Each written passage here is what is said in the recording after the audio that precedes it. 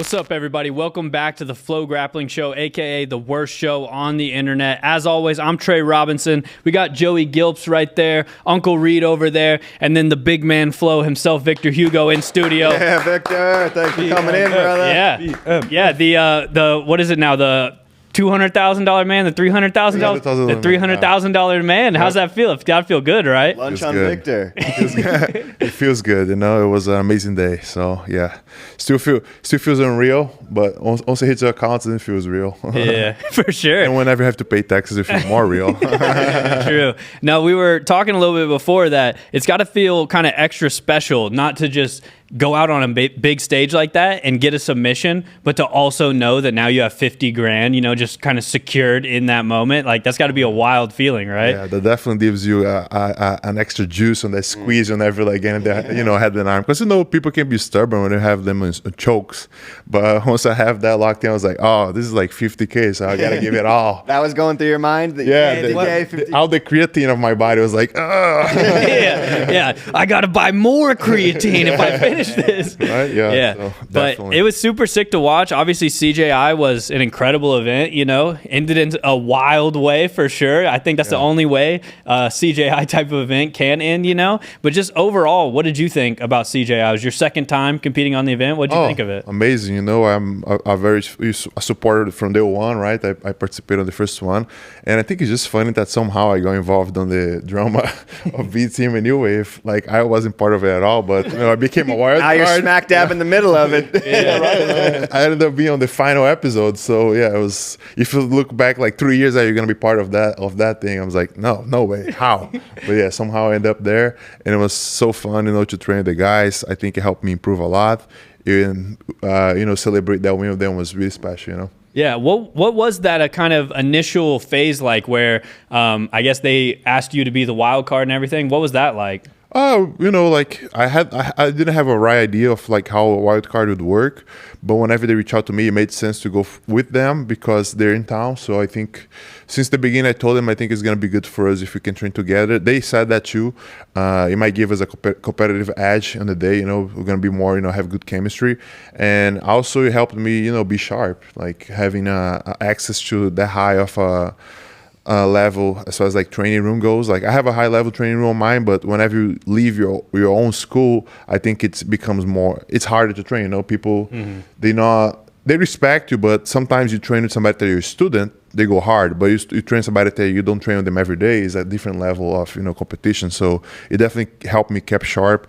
Training with Nicky Rod, you know, on a daily basis was super helpful too, you know, like I think we helped each other a lot, and it was just fun, you know, like the whole process. Now I think I get it. How Craig was saying, oh yeah, it was the most fun tournament I've done. I know where the fun comes from because you're literally relying on the team, and we know all of us have holes in our games and stuff like that.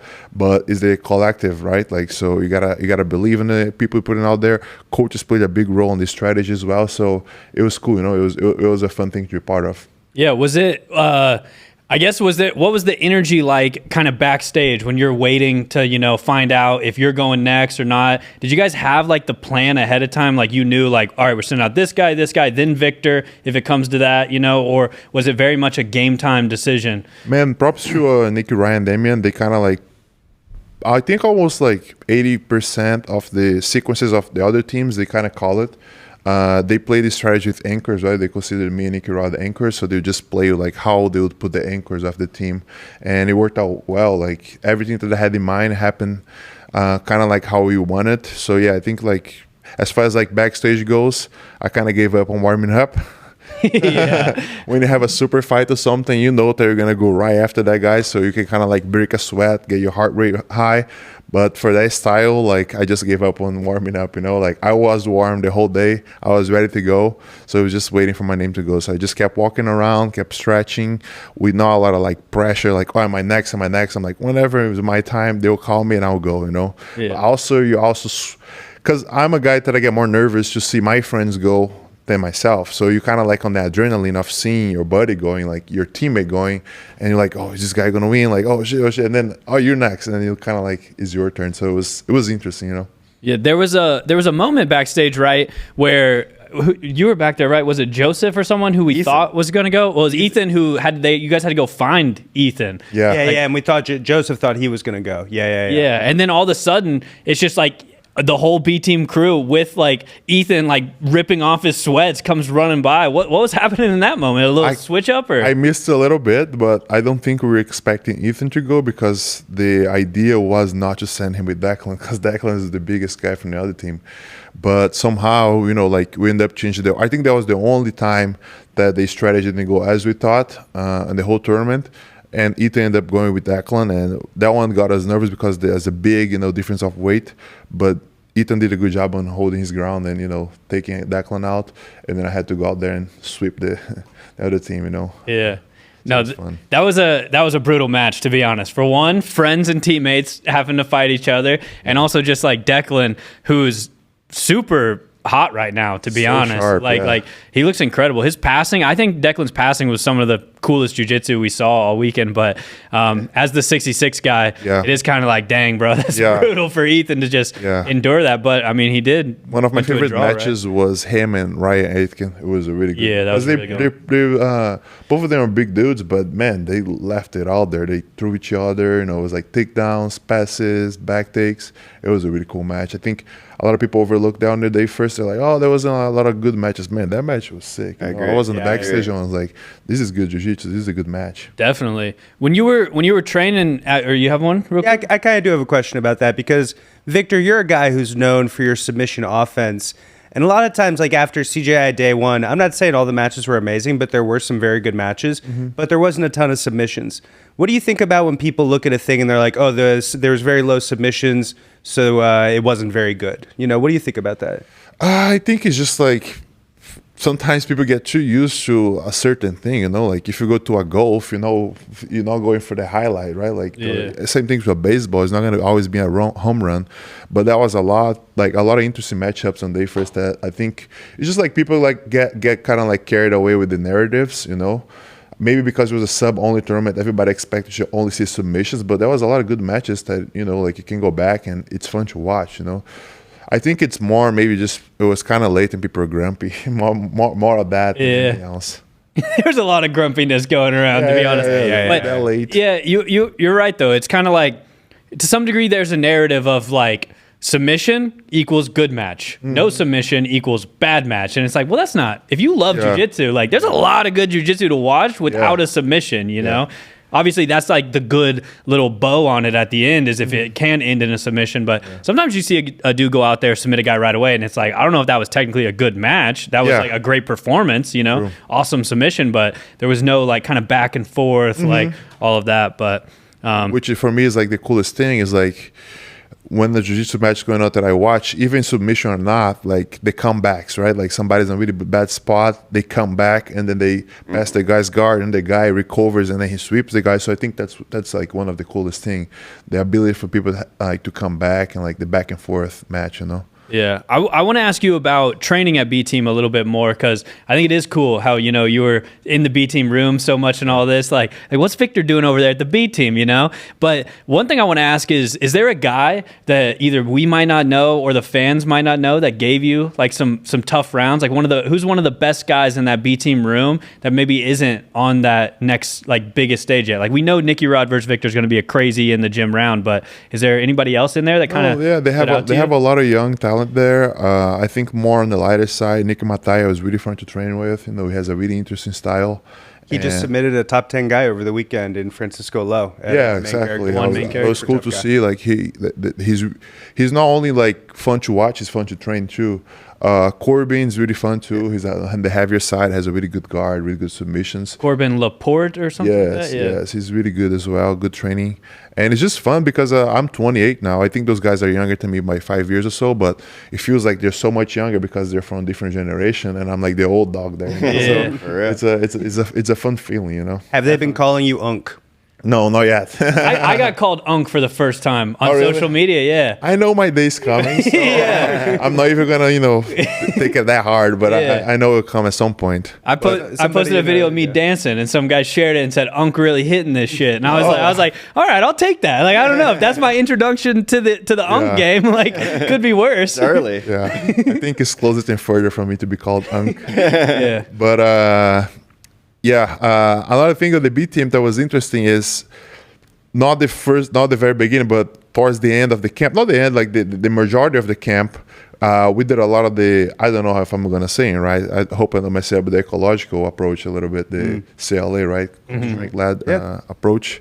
Nicky and Damien, they use that a lot. I think they mentioned on the videos quite a lot. It was my first time actually just doing that for a good amount of time, Of course, we do our own style. We always train, partial training stuff, but following that model like they were following, it was my first time doing a training camp, and it was a hell of fun. Yeah. What did you think about it overall? Did you? It was good, like at some, we did kind of like the same games like every other day, and it helped me improve those specific areas. And as we didn't do a whole lot of full rounds in the week, there would be a day for rounds. It made me kind of hungry for rounds. Like you kind of enjoy play the situations and stuff, but you want to do full rounds, you want to do open rounds. So whenever it's time to do open rounds, you're not in a position like, oh man, open rounds. Because I feel like in preparation for big tournaments, people do open rounds so much that at some point they don't want to do open rounds anymore. And guess what? In tournament, you're not gonna be as enthusiastic either. You're gonna be like, oh yeah, I've done like 500 rounds this month. Like you get kind of like burned out. So I think it was a fun way to get better and be hungry, be wanting to like do full rounds. And once you're on the full rounds, like open rounds, you feel comfortable on those positions that you just worked on the whole week, right? So it kind of feeds off each other. So it was an interesting thing, Is it? Please. No, go ahead. Did you take any of that back to your own students, into your own teaching? Oh yeah, as I have. Like I love to play with the situational games. Like I'm big on games. Like as far as like kids, that's pretty much all we do. But for adults, I've been big on that since then. But it definitely helped me like see new perspectives. Front headlock, leg lock defenses. It definitely opened my mind for that. So another thing that was cool about the camp itself. Just overall for like a beginner, now that you've kind of done some eco stuff, what do you think there's a better way, or do you think it like, using both? How do you think a beginner starting out should dive into? Are you done with drilling? Yeah. I drill a little bit, but for beginners, I definitely think that I like the ability to drill just so they can visualize that they can do something. I think the coordination as well. For example, if I'm teaching somebody a bull pass, of course I'm gonna try to have them spend as much time as they can going around the legs, giving them emphasis to, as much as you can, try to keep your partner's knees away from the chest. And I like to play that scenario, but I do think that it should be like some sort of drilling to show them how to properly shuffle. Some people don't know how to shuffle. They're going to cross step. Some people are going to be like their head way too high. So I don't think drilling is everything, but I do enjoy having them drill a little bit. But I think the main thing about that stuff is like it's fun, like people are there to have fun, people are there to sweat, they're there to like get a workout in. So if you just have them doing static drilling for an hour, a lot of times they're not gonna get it, they're gonna be bored, they're gonna feel like they're not doing like much. So I think both complete each other. I haven't been drilling much, but I do drill some. But lately too, like I talked to my friend Kabir, he helped me a ton. Like for my wrestling, we came up with games that would help my wrestling, and I think it helped a ton. And it's a fun way to drill, because pretty much what you're doing is like you're playing a game for like 15 minutes, like a single leg game, and either we want it or not, it's kind of like drilling because you're repeating, right? You're like playing different angles.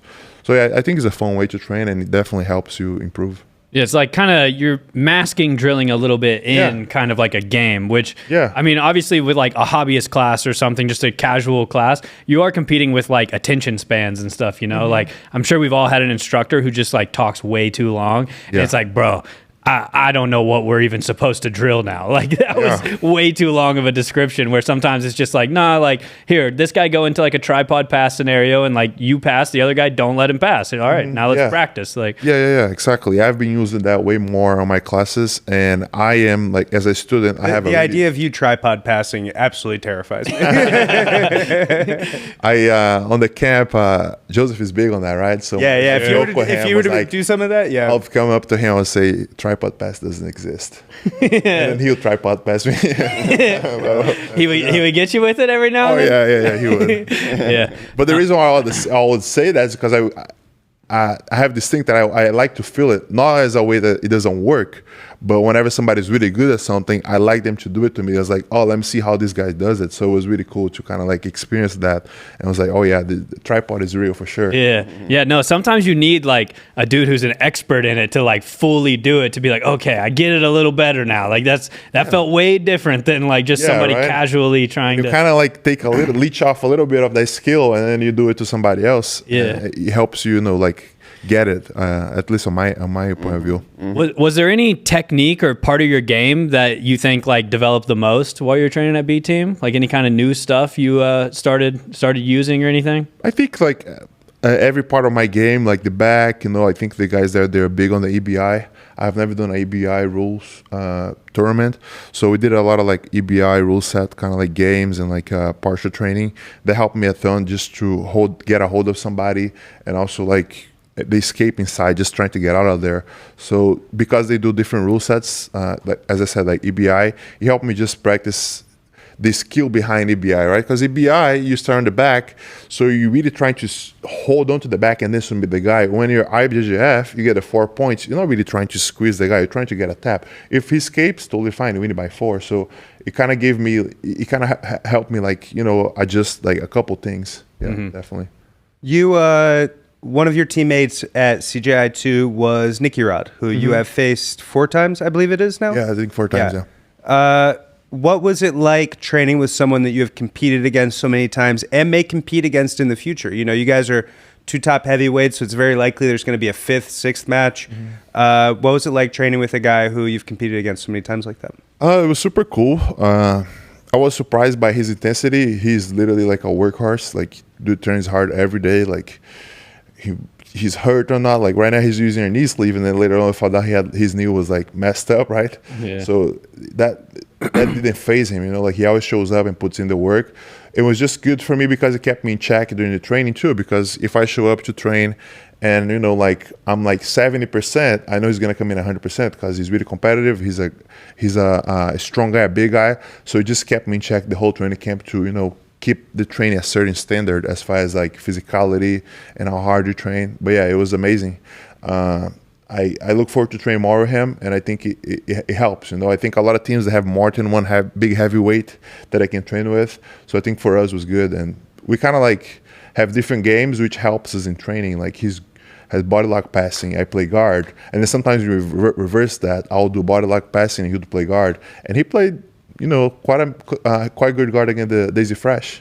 Yeah, I was gonna say we kind of saw a Nicky Rod playing guard more so than We saw more Nicky Rod in guard than we've ever seen. Yeah. Suddenly. I was Victor training. Now we're figuring it out. Okay. No, yeah, he spent a lot of time on his back on the training camp, and I was surprised, because as I said, like from competition, you don't see him playing guard so much, but in the gym, he plays guard. He has a decent guard. He has attacks from guard. He has leg locks from guard. So it was cool to see him be able, look confident playing his guard there and showing like more of his game. Did you expect this to come down to B Team versus New Wave and there be a split 47-47 score? No, definitely not. But yeah, it is what it is. I think having him being the last guy, I think was the cherry on top of the cake, because the $1 Million Man going out there and deciding for us, it was pretty cool, That was kind of like a storybook ending almost, yeah, right? right? Yeah, you got it. Up. Yeah, so it With was the staph cool. infection. Yeah, exactly. Like that knee was pretty messed up. Were you impressed with his match here against Luke? Not really. I in a way, not really, because I knew he had it. Like because of like I was the first one. He had enough time to rest from the first match, and I knew he wanted to show out more, because the other one with Kenta, he couldn't submit Kenta. So as a competitor, like whenever you don't do so well in one match, you're probably going to come in hotter for the next one. And I knew Luke had a war with Preguiça, so I wasn't sure of how not say healthy, how like the energy energy levels, how his energy levels would be for that match. So I wasn't surprised that Nicky was able to kind of control him. And also I watched, because I competed against Luke before, I watched their first match. I think it was one of the invitationals. And it was kind of similar. Like he passed the guard, I think 2 times from the body lock. So I kind of expected to go kind of that way. That Philippe versus Luke match was crazy, huh? That was a Philippe Pena who wanted 50 grand right there, or just wanted a submission over Luke. I don't know which it was, but I think it was both. Yeah, yeah. I think his team needed, right? Because Luke had just submitted Pato. Mm-hmm. But yeah, that man was hungry for the 50K. Yeah. I told him backstage, she was like, that was an amazing match, man. that was super crazy. Luke, I had a match with Luke recently, and now like I know that I'm not the only one falling for it. He has really good back defense. Yeah. Yeah. Pena had his back like 3 times, and like he felt like it's the worst thing for somebody to stake your back, I think, is whenever they fall on bottom. So Pena fell on bottom, was able to rebuild, sweep, pass again, and like mount and submit. So it was a pretty cool back and forth match, Definitely. And then talking about the coach's strategy, I thought that was one of maybe the best strategic moves by coaches against New Wave and Atos was whenever Philippe obviously comes out, submits Luke, but he like kind of put it all out there to get the finish on Luke. And then John Danaher's like, all right, we're sending out Dorian Oliveras, the kid who never gets tired. Yeah. And then that was a crazy match to see unfold where Dorian just kind of relentlessly went at Philippe. It was obvious that like Philippe was tired, Yeah. he was kind of like, nah, I just got to last this. But Dorian just went out like a pit bull, So It's like you do a crazy round and they pull a treadmill out and put the high speed. Jump on a treadmill now, right? Yeah. So that's like the closest simulation you get from having to face Dorian right after a crazy match. And I was kind of like what I was expecting. Like if I was able to submit Wagner, we expected they would send Dorian right after. I was ready for that, but I ended up falling short, not able to submit Wagner. But yeah, he was looking good that day. Yeah, he was. I recently coached against him on Open. One of my students was competing against him, and I told him, I was like, man, he's way smaller than you, but he's not going to stop. Sure enough, my guy had a really good beginning, took him down twice, I think, or was able to get some good looks. But, it's 10 minutes. Yeah. The last 4 minutes wasn't great. And his pace just went high. How do you approach a guy like Dorian, even as the bigger guy where he's just going to like relentlessly pass like this and just kind of, he's just like a dude who like rolls a little mean, like he's like, nah, I want to make this a fight more than just a match. How do you approach a guy like that? I think I'll do the Fabrizio approach. He's worked twice, with a guy this size. So I'll use the same approach I was with Fabrizio. That's pretty much what I was trying to do. For sure. Do you want to get into a couple of your matches? Maybe we could watch a couple of your submissions, you versus Fabrizio. Yeah. And we can break that down and everything. I actually haven't seen them yet, but yeah, the head and arm, I wonder if I finished the same way both. I know it was one side each time, but yeah, so this is you versus Fabrizio, Team Australasia versus B team here. yeah. Always a funny look when we got Victor Hugo standing across from Fabrizio. The rematch, who would have ever thought we'd see the rematch? I can't wait to see it next year. Yeah, the third, the trilogy. Fabrizio is like, I don't know, he's such a great guy for this dynamic too, because He's kind of made his career now on fighting the bigger guys and beating some of the bigger guys and stuff like that. You kind of That's still what people like. Of course, if you follow jiu-jitsu, you know that he can beat any bigger guy, but in the social media, people see the video of me and him, and it's so unfair. I'm like, this guy can beat big guys. Those are all in a fashion way, like hip throwing you to the mat, like he did it with me, throwing you overhead, and also it does take some patience and technique to hold him down. Yeah, well, that's like the same people commenting on social media about that are the same ones who watched a video of him throwing Javier Zaruski at BJJ Stars. And, it's the same guy. Giancarlo. Yeah. Man, that was an incredible takedown in the corner. Yeah, was it the plan, like, let's get this guy in the corner and slow him down a little? Yeah, I think that's what you got to do with the smaller guys in the pit. If you feel like you're getting, behind, you got to push them against a corner and kind of try to keep him there so you can start using your weight. The main thing with Fabrice, as soon as I took him down here, if you see my left hand is doing the Dagestani handcuff, not let him come up, like... I did it with him back in ADCC. I controlled the bottom arm. This time around, he was more ready, so he kept trying to fight to turn. My main idea was just like sag my weight onto him. And as soon as my head got on the armpit, I was kind of visualizing that the head and arm would come along. But I also didn't want to rush, give him kind of like space to bridge and get out of there, because there's still some space on my right hip there. If so I had to like be patient, Mm-hmm. But as I mounted now, like I start feeling like he got a little tired, and I was like, oh, maybe I can start working towards the finish now. But there's still, you know, he could get out of there. And the whole time you're just thinking 50 grand, 50 grand. Slowly making my way to 50 grand. Right there, like it's like the clock is running up 10, 15, 20. You're just sitting there thinking, yeah. Oh man, this looks like the arm went over the head. I think I went with my 10-finger grip. I've been using this grip now to finish the head and arms, and it helped me a ton. You know. What's how show us that? Like yeah. I can show it on the ground too if you guys want to. Yeah, for sure.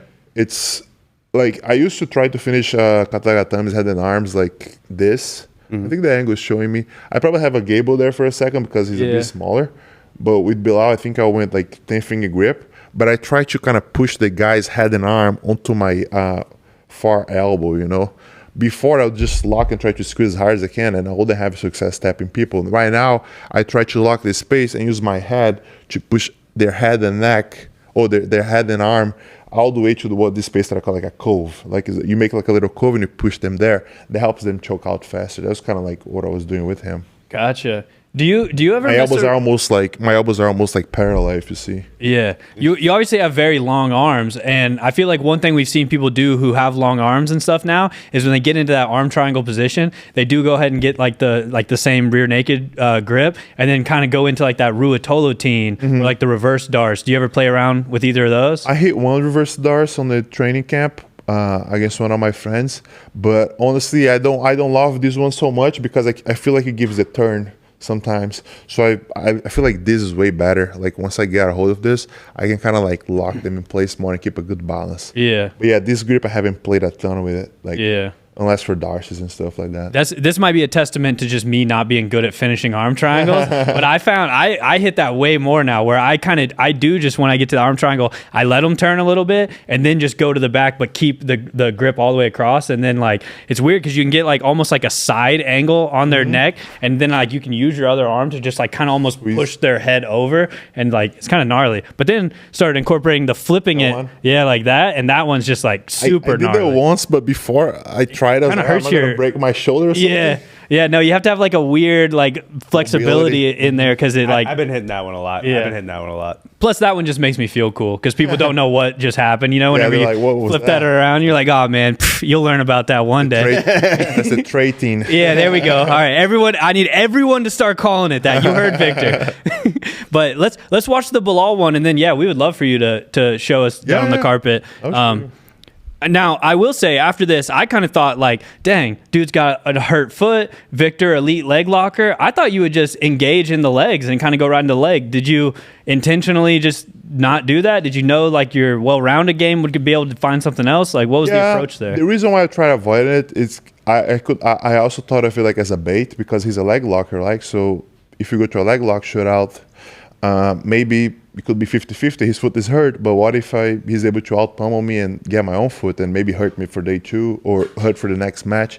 So I wanted to play kind of safe, and, you know, that's kind of like the main plan I did the whole camp was like take down, pass, dominate, and submit. So I just tried to stick to the plan. Funny story, like I did try to, you know, show him that I would get the foot if he give me. So I went to a stimmer lock, but on my mind I went to stimmer lock on a hurt foot, but it was on the wrong foot. Even though I knew which foot was supposed to be hurt, it was the right one. But a little bit of dyslexia, you know, like during the match, like a lot of like bull passing. So he had one foot in front of me, and I went to the stimmer lock, and then Nick and Damien go, Victor, that's his left foot. I was like, oh, okay. So. But you're probably just letting him know too that like I will. Except that was that was the idea. But I went on the wrong foot. I was in the right foot. It's tough sometimes, you know. Sometimes you're like showing a technique or something. You're like, left. All right, then you grab the left leg. Wait, the left leg. Use your right arm to grab the left. It's like trying to tie someone else's belt. Like, it's really hard. Yeah. This goes to like the people home. Like sometimes they're practicing at their schools and they don't know what's right and left. Happens to me too. You know? You also spend so much time inverted that like once you invert too, it's like, all right, left and right is out of the window. I have no idea which direction is which at this point. But you know, just get off my leg. That's what I say at that point, and just try to kick out. And then much. Victor Hugo in mount finger grip. Yeah, and your arms are completely like in line. Yeah. Wow. Quick one too. It's really good for balance as well, because if you see, like when you mount, if you lock your head and arm here, your post becomes so narrow. So if there's a strong guy, he could bridge you off. When you go like this, you have so much more post. You much more wider, so it's hard for them to roll you over from mount to side control. All right, nice. And so right here, you locked up 100K. That had to be a good feeling, huh? Good feeling, yeah. And yeah, it was super nice. And also, nice way to qualify the team to the next phase too, right? For sure, yeah. Final, yeah. You guys going into the final were the only team that had not had to go to the scorecards all day. You had been advancing with submissions, finishing people, putting yourself through to the next round the right way. Day 1, 2, I think we're the only ones that you were the only ones who didn't need Ethan the scorecards. Ethan didn't even have to compete day 1, right? Yeah, Joseph didn't compete on that one. Yeah. So yeah, it worked out great. And I think one of the coolest things too was like we started off at the beginning of the announcements as the favorites, but as people started picking the second wild card, they start building the teams better. We kind of fell off the trail to not being the favorite anymore, and I liked that. I was like, oh, we're the underdogs now. Yeah, I love the feeling. Well, one thing with the 50K thing too, I think ultimately it ended up being the same amount of submissions on day 1 and day 2, right? Like weren't there, I think there were 5 on day 1 and 5 on day 2 for the team's portion. So I don't know. It's like obviously 50K adds a little something extra, but I think just winning also is, who doesn't want to go out there and get a submission win? So it's kind of sorry, please, Victor. I think the one thing that it helped was the tapping situation. Everybody was like, oh, yeah.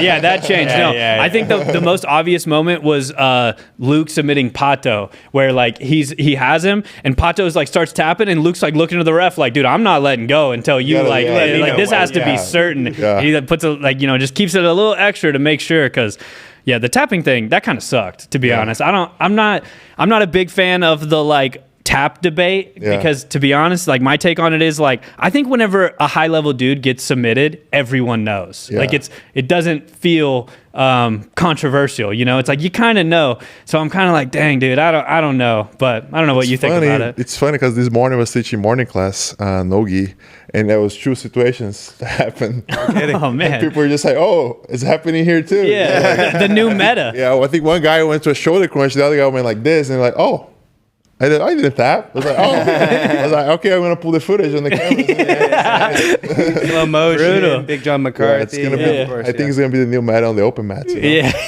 If there's no cameras, I didn't tap, for sure. 100%. You never tapped me. Yeah. I'm on my Chael Sonnen and stuff, It's like, hey, bro, Chael never tapped, and Trey either. But, all right, you want to show us kind of some of the ways you've been finishing? You had a question, or sorry? No, please, let's show the thing. Yeah, let's show the thing. I think Reed's got a mic he's going to put on you. Yeah, choke Trey real quick. I'm going to move this.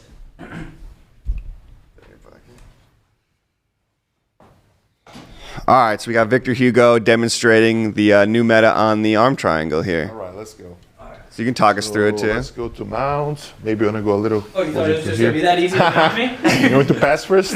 No, he's got a mic on, Joe. Lock you. He's got a mic. So, I used to lock like this and squeeze as much as I can, but I feel here I have a small post, so Trey could bridge either way and roll me over, I don't really like this. So what I do is I lock my hands like this. Let's say like I'm still passing the arm, right? I pass the arm, but as soon as I pass the arm here, for example, I already lock my hands and I open this post. Now I start using my head, and that allows me to kind of like throw my right arm deeper. As I lock this now, I'm gonna start pressuring by pulling my right elbow down to your shoulder. And now I'm going to start switching sides. It's pretty tight. It looks pretty tight. But the other thing too is like, I'm not even squeezing that hard. I'm just lowering this and pushing my weight onto you. I could feel as soon as you moved it, it went from just like, there's a little gap here, to now it's like, this is all like... Yeah, right, like it's a little like tweak, and I use my head more, and I'm not even squeezing. Give him one where you do squeeze. Give him one where you do If squeeze. you had to squeeze.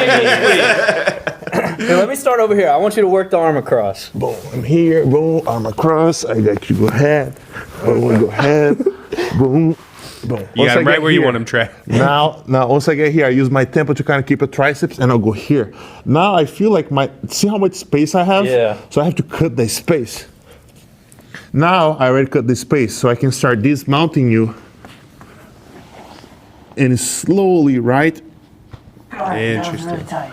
It's almost like you're moving almost like a circle a little bit, right? Yeah. Yeah. Pulling the right elbow down, driving my head onto him, and then squeezing. But that motion allows me to make this space really tight. 1, 2. Yeah. And kind of the 3. Okay. It's nice. It's legit. I'll confirm it. But yeah, 10-finger grip. $100,000 worth of arm triangle choke right there, Yeah. right? Yeah. Awesome. It pays off. It does pay off. Victor, for me, I think that you had to be one of the biggest standout guys of CJI 2. Obviously, 2 submissions there. You looked awesome in the finals against Wagner as well. Part of the winning team.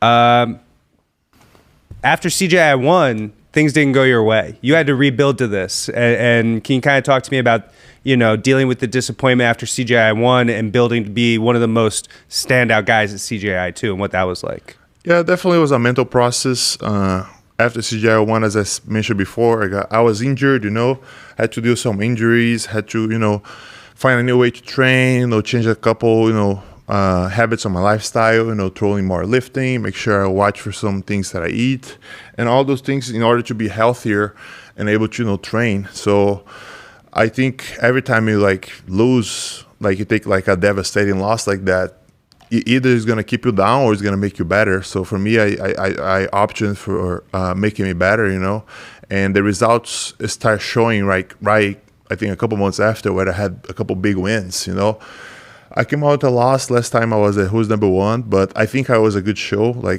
What I've been doing lately is I've been trying to do more takedowns. I've been trying to not be so easy to nail down. What do I mean by that? Before I used to be nailed down as the gi guy, right, in the no-gi scene. Yeah. Now I'm probably one of the biggest names in no-gi scene. But the matter was, he's a guard player. But now I'm trying to take people down. So consistently trying to improve, consistently trying to try new things. And I think that's kind of translated to the competition match.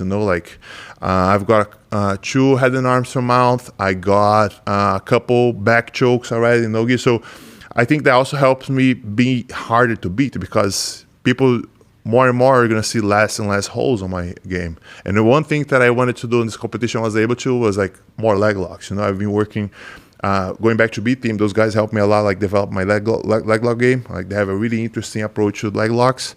Not only defense, but also offense. So I was looking forward to maybe pull a couple cool leg locks out of the hat for CJI. I wasn't able to, but I'm going to keep working on it, and you're definitely going to see some new tricks from me as far as that goes. And just to extend, as I said, I don't want to be a guard player, consider only a guard player anymore. I want it to be more of a guy take down. So for my next match, I would like to face a wrestler. Just copying Craig's idea because that's what people do, right? They get the genius, just copy their ideas. But I think it would be cool to get somebody like Wyatt Hendrickson to just do a match that you can pull guard. NCAA champion Wyatt Hendrickson, Yeah, the heavyweight. Some rule set that makes it fair for him. No leg locks, no pulling. Takedowns only. I'm not saying I'm going to take him down, but I think it would be a fun scramble. He tries to take me down, tries to get his back or wrestle up. I think we could get into crazy scrambles. And I think it just showed that it's easier to learn how to wrestle than to play guard, Play guard so? is pretty. Yeah.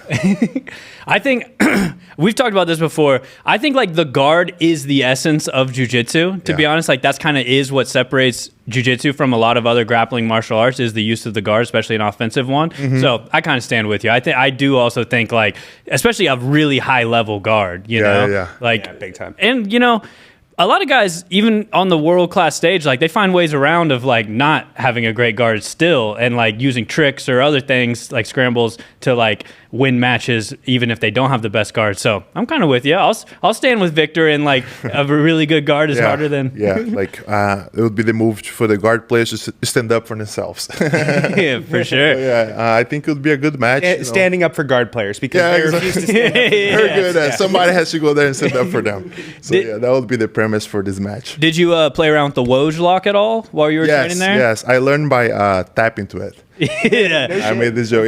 They start doing it to me. I was I start feeling what they do differently. It's okay, it makes sense now. But towards the end of the camp, I was able to hit a couple of them.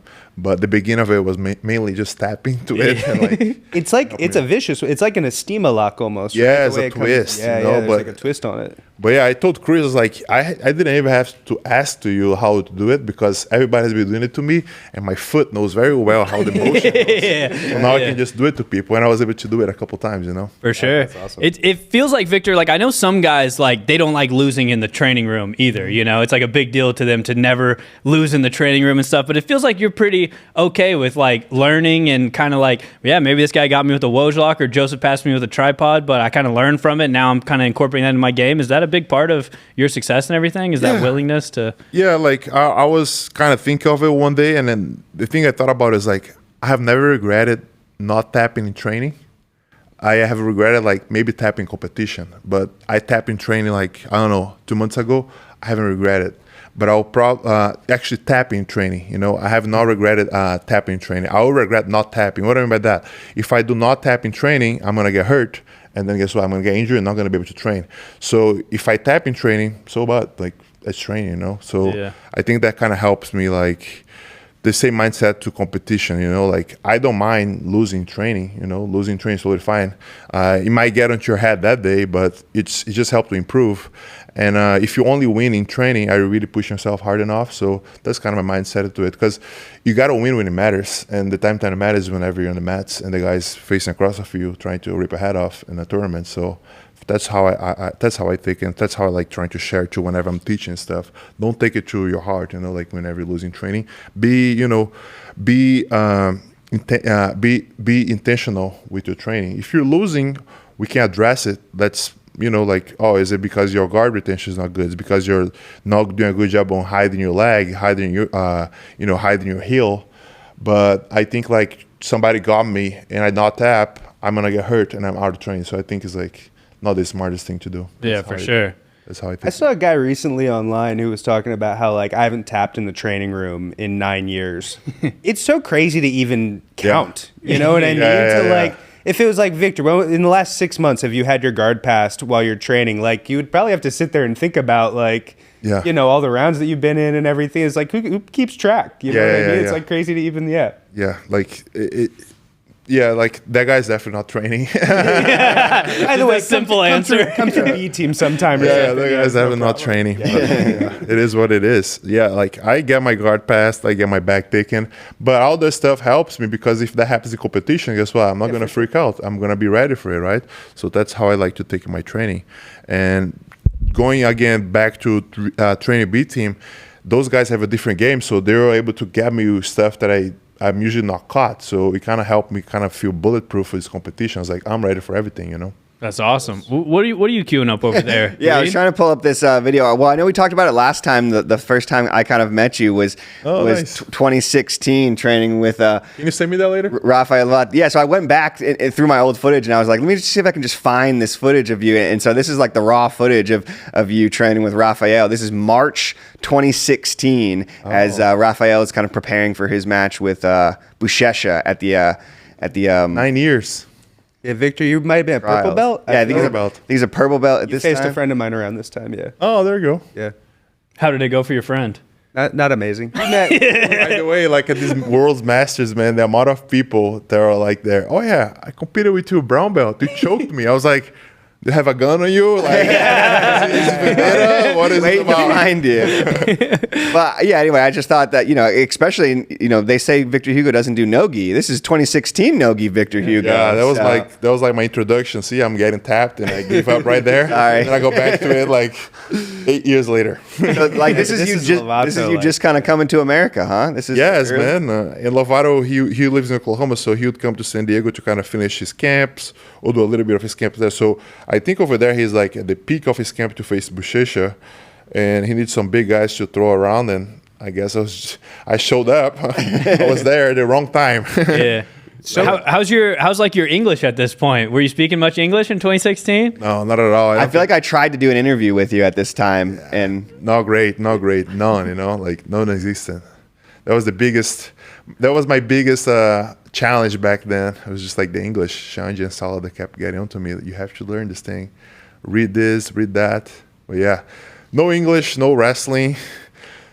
just a big boy who's down to just do like some a lot hard of guard. training. Yeah, Just a body in the room. just spamming double legs there and getting tripped. By the way, it's so funny that even at this time it was like, oh, Lovato, he's been around forever. What a veteran. Just done everything. And it's 8 years later and he's still competing like in the ADCC finals. And I probably improved a whole ton since then. It's still Yeah, getting honestly, if better. you were to face the guy from then, It's like wine.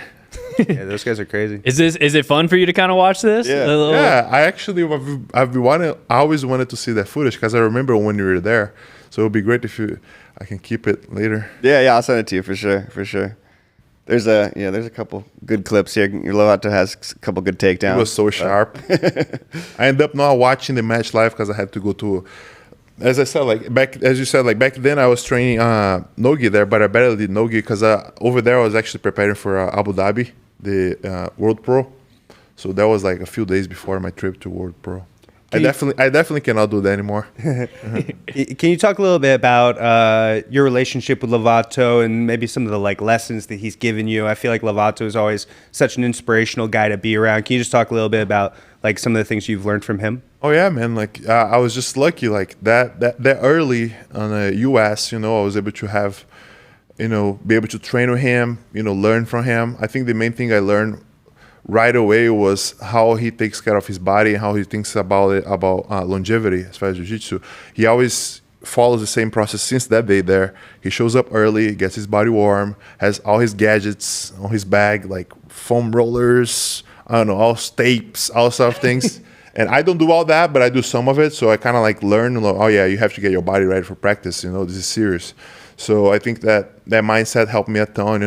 The consistency. The guy, whenever I had the opportunity to live with him for a couple months back in Oklahoma, it's every day the same amount of work. We're gonna lift, you're gonna train, you're gonna hit the cardio. So even there's no tournaments going on, he's just training just as it was like a training camp. So I think that consistency, and I think it's just like a real worker. For me to that young to meet somebody with that work ethic, it was really cool for me. It was always something I could work for. If I feel like I'm doing enough, I can go see what Lovato is doing. He's probably doing more than I am, so I always can do more. So it was that's kind of how I take it. Who? Because obviously, you trained a lot with Lovato, Shanji, Saulo, a lot of these kind of original, incredible dudes. Is there a guy that you think is probably the most influential in your career? Who's kind of I think all of them equally. The way I see for Lovato is he if you see there, he's a big guy. We're almost as tall as each other. So he's the biggest nut to crack because his game is so well equipped to deal with mine, his pressure, his range. So I think for training with him, it's been very challenging since that day there, as you see, I'm letting him work over there, letting him mount me, and I'm just... No, that was nice of you, Purple Belt Victor. But no, Letting Lovato work a little. Oh, see, head and arm triangle. Yep. Been there too. Actually, so have I. People we talk sometimes, we get questions of this job, who beat you up the worst, because we'll go and we'll roll with different people. Lovato's high on the list for me. I got a chance to roll with him once at Oklahoma. Yeah. And yeah. But those hands and feet, they're just huge. His hands absolutely. grab onto you, and there's just nothing you can do. And as I said, we didn't have a whole lot of access to train with him because he lives in Oklahoma and I was living in San Diego. So I would just see him from time to time, and it was also super cool because he would give me a few pointers and give me a couple months to work on, and then I'll get feedback. I was like, oh, this pass you showed me is not working because of this. It's maybe just try this, and I'll have a certain amount of months to work and then get better at it, and then try to get feedback again. So yeah, that's how our relationship goes as far as training and stuff. Shanji is just I would say a martial artist, but so I don't know how to say, so precise. His arm bars, his guard. Back then, on those times when I was a purple belt, the amount of times I go arm bar from Shanji is just out of this world. And I got arm barred in every way you could think of. I would not think that would happen, but he even fly arm barred me. Oh, man. He's got a couple of those on the arsenal, yeah, right? But he doesn't pull them all the time, right? He has them, but he doesn't show it all the time. But yeah, I remember I pulled guard and I reached for his arm, and it just felt like it was like a feather falling on my chest. It didn't even hurt. It was so precise. Yeah, so precise. Yeah. Yeah, that's how his training with Shanji goes. That's awesome. What was training with Saulo like? Full pressure. The last time we trained, he helped me most. It was my first time I was gonna compete against Nicky Rod actually. Like he actually did a great job on kind of like how do I say, doing like Nicky Rod style. Imitating his style. Like he didn't go for body locks, but on the first time I faced Nicky Rod, I wasn't planning on wrestling at all because I wasn't even like practicing a whole lot of wrestling. I was just gonna pull guard and try to sweep him. Saulo did a great job on just like keeping the head first, shoving me off, outside passing, pressure in. So yeah, like that was the last time he helped me like for a training camp. But him is more like he would see something wrong with your game and just give you the right answer at the right time. The last time he coached me that was like really meaningful was at actually the Brazilian Nationals 2023. He was there. I had my first match with Victor Hugo, and it was kind of like a back and forth. I think I won by 2 points. I wrestled up on a double leg and took him down. And I was gonna face him for the second for the absolute finals on the second day. Saulo pulled me aside, just like here, in the middle of the floor in the tournament. Is like, you haven't used this grip with him yet. If you use this grip, you most likely get to his back and submit him. I used the grip and I took his back and I submitted him. That's incredible. Like, that's how Saulo was as far as like his coaching. You know, it's like he really knows like when he's not gonna tell you a bunch of things. He's gonna tell one thing, and if you follow through, it'll work.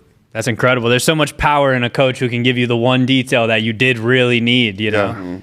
But so obviously that was a lot of CJI stuff. Do you want to, is it cool if we talk a little Euro trials before we get out of here? Sure thing. Let's do you have a hard time you need to be out of here or anything, Victor? No, I'm good. I'm good. Do you mind if I ask you, are you planning to do the ADCC for next year? It's not going to be the same time as CJI. I would love to. Yeah, I would love to. You know, like I have this crazy thing on my mind. Maybe I'll be able to do Worlds and ADCC the same year. I think it'll be a great run, you know? Yeah, kind of. You're saying, yeah, because like U Worlds and ADCC. Early June, September. There's kind of like a good little split there. Yeah, it's spaced out, so I think I might be able to do it. People keep asking me when I come back to the gi. Maybe next year. Maybe see me in the gi. That would be incredible. Yeah. I think gi Worlds would only benefit from Victor Hugo being there. So hopefully we see both. But this Euro trials, it was the first trials of the year kind of, so we kind of really kicked off the whole ADCC sprint. Obviously ADCC is like a crazy run once it gets going, with trials and everything, but this one went down in Warsaw, Poland. So this year it's kind of starts in Poland and now it's going to end in Poland at Krakow. Did you get a chance to train with Declan at all? Yeah, as we train quite a bit. He's really good, really nice guy too. What a nice guy, and we had a lot of fun training and stuff. How's his passing? Oh, really good. We can put up this video here too. He does a good job on combining his outside pass with his pressure pass. And the one thing that Declan does well, that as a guard player, like Marcin, I don't know if Marcin tried that, but Philippe Andrew tried, was like stop his passing, engage in the legs. But he has a really good inside heel hook from 50-50. So if you try to stop his passing by engaging the legs, you might get in trouble as well. So yeah, this was one of the best matches of the weekend. We were really looking forward to here is Declan versus Marcin. That was kind of on the books as a big match. We got to see it in the finals. Both guys trying to punch their ticket to 2026 ADCC Worlds, but Declan here able to pass the guard, take the back, and get the choke on Marcin. So super impressive. Back and forth. That was the minus 99, right? Minus 99, yeah. Plus 99, Mark McQueen ended up getting the win in that one. I saw that one too. He controlled the whole match. Yeah, ended up winning by rear naked. I think we have some of the submissions here. If you guys want to watch all these submissions, there's a top 25 submissions from ADCC Euro trials you guys can check out. What division you guys think were the most stacked at this I thought that minus 88 was very impressively stacked. I thought from the quarterfinals on, it was like all WNO level matches. Please tell me about it. What'd you think? I think minus 88 as well. Yeah, that's probably the bracket I follow the most on the day of the tournament. Did you have any guys going into it that you kind of were thinking? I had my friend Tyrone competing. He lost to Marlon. That actually looked really good too. Marlon looked incredible. Yeah, and that was one of my biggest. That was maybe my biggest takeaway from the bracket, to be honest, was how good Marlon looked. He looked pretty good because I thought he was just a guard player, but he wrestled a whole ton and out to wrestle a lot of guys that their main goal, their main fight is fighting style is wrestling, but the Senator Leo's guy stopped him, right? Yeah, he ended up getting. It just shows how deep the bracket goes. Somebody's looking really good, but they don't win. Linus is really good as well. We train a lot of B team. He's Dima's student. Has really good wrestling. Yep, WNO veteran. Been on the WNO veteran, WNO exactly. 29. Super tough guy. Ferris, who is super tough. We just Man, watched shout him out in to a- Ferris. I told him at the CJI, I was like, dude, you're out here coaching your team, and then you just take a day off and go win Master Roads and Master Yeah, Rounds. that's That's incredible. crazy. Badass, Incredible. you know? Pretty cool, right? Yeah. Beating Super a sick. Gi guy too, which was Yeah, very Gig guy, impressive, yeah. And his division Master one was pretty tough, man. Oh, Master 100%. one. Yeah. 100%. He had to really earn that one. And then, he looked awesome up until the quarterfinals. And then I think Santiri heel hooked him. That was just a super crazy bracket. That Pavel Jaworski, the Polish Reaper, if I remember my nicknames correctly, Yeah. he was able to come out the win in Poland. So, that's very cool for him, young man. I was surprised he did minus 88. I was too. Yeah. Like I kind of thought, honestly, the guy who won 77, Zarbayev, and Pavel should have just switched. Zarbayev looked really big. Yeah, and taller Pavel, guy. like, I did not think he was an 88 guy. Just like when I see him and stuff, he seems like 77 to Yeah, me. same to me. But I think that's because of his coach, Mateusz Szynski, entering at 77. But he ultimately wasn't able to do it because of injury. He had an injury that Oh, he had to couldn't. get- He couldn't. Oh, yeah. couldn't I compete, isn't try. I didn't see. Yeah, I tried to look for his matches and I couldn't find it. I like he to didn't watch him a compete. ton too. He's Yeah. Mateusz Szynski's awesome to watch. He's one of my current favorite guys to watch. You know, he just seems so dangerous too. Like when he does leg lock people, it's like, oh man, that looked like it hurt. But I like when people switch back to, like, he has arm bars and leg locks. So he's a guy that's pretty much complete, right? Yeah. Finish Very the upper dangerous. body and the lower body. and kind of does a lot of it all from K guard too, which I feel like you do a lot of K guard and stuff, right? Yeah, I use more in the gi. In no gi, maybe it's the next thing I'm cooking. But There you go. Yeah, but definitely some fun matches all the way through. Like here, you can see like Jack Sear. Jackson had a great run. yeah. As well. what Take weight? you on a UFC 66. Take you on UFC veteran JP Buys. Yep. But overall, definitely a fun trials. You know, I think all the trials are fun. I like the European one specifically because it's a lot of people who maybe they have a little bit of a name. You know, you kind of know like, oh, I should watch this guy and this guy. But then, like in the 66, this Nico kid. Did you see his run at all? Nico. No. I saw that he won, but I've never seen him. Yeah, so I've never seen him either. He's a 17-year-old kid. He's wow. he's Polish, but he trains at Los Bandidos in London. And man, he just looked like a beast. It was honestly reminiscent of Owen Jones winning the first European trials last cycle, where this like young kid just kind of came through, tons of energy. He got the submission in the final, got a rear naked. But I think it's early on in this this one of the first or second clips. Yeah, Europe has its own scene, man. Like underground scene of no-gi grapplers. They have a lot of good people there, and they're like a lot of them specialize in leg locks. So it's pretty cool. Like I definitely like watching the Euro trials, and I think as a competitor, that's the one you want to win right away, because now all you have to do is prepare for ADCC, right? If you don't Yeah. win this one, now you got to push your preparation 100%. more and like win the next one. There's some guys who were in some close matches in the finals where it was like 0-0. The referees had to decide. The referee went to the other person. They're going to be killing themselves Oh, yeah. up until the next one. They're like, oh, man, Yep. you know, I could, if this, if that. But that's sports as well. Well, goals, yeah. Yeah, but a lot of these guys looked awesome. We've been talking about European Jiu-Jitsu and how awesome all these guys have been looking. This is the next scene that's kind of popping off after, obviously, America's incredible. Brazil is obviously on top. But then and even Australia is doing very well. Europe only continues to grow and grow with more and more information, more video, more people buying FloGrappling subscriptions. Yep. Yeah, hope. it's getting up there. Yeah, but this is that Nico kid. Go take it all the way back to the beginning of it because he just has this crazy scramble kind of leading to the back. Nico Mikulushin. Am I saying that right? Polish Nicky producer? Nicodem. Oh, yeah. Yeah, he just kind of stays on it. following. It feels like, especially when you're all the way down at 66, Nico like Lichin. the guy who's going to be able to come out on top of a 66 trials bracket is just the youngest, most tenacious dude in the bracket. We're gonna Like, have 8 matches, like Yeah. 8 wars. Like just constantly rolling to the back and just like never stopping, you know. Feels like that's who comes on top, but it was cool to see. It's always just awesome at the end of this to be like, oh dang, okay, so we know this kid Nico's in, Yeah. Declan's already in, you know, like you kind of start knowing the names. Pavel Jaworski, like it kind of starts building out some of those brackets. it's been Definitely an fun exciting to watch. year for sure. Yeah, all new stars too on the making, you know, so it's Yeah. pretty cool to see. You know, Victor, obviously you likely would, I would imagine, probably get an invitation if you were to wait for an invitation. But if you really wanted to ensure your spot, is there any chance that you would do trials? I might, yeah, I might have to do it in South America, right? I might have to do it. Although I don't know about South America. All these guys have such different passport situations going on. How many passports do you have? I don't have one. I'm pretty humble on that side. You know? I wish I had more. I only have one. Australian trials. I bet we could. I bet we could. Show up there. And to be honest with you, I'm staying with one. I don't know. We were talking about citizenship earlier, and how there's a lot of weird things going around with like citizenship, and how this guy has like 8 passports. Like, Yep. I got one. All right, and that's all I Yeah, need. same. I'm a tourist or an immigrant anywhere else I go, but I got my one I'm passport. pretty humble. Some guys, I think they are doing some. I think jiu-jitsu is their hobby. Yeah. They're doing some other, shady stuff. They have like 8 passports. Yeah. Jiu-jitsu is the 5 different hobby. names. Yeah, getting passports is the real professional. Yeah. Yeah, but South American trials is gonna be sick. I'm hearing rumors might be one of them might be in Rio. So.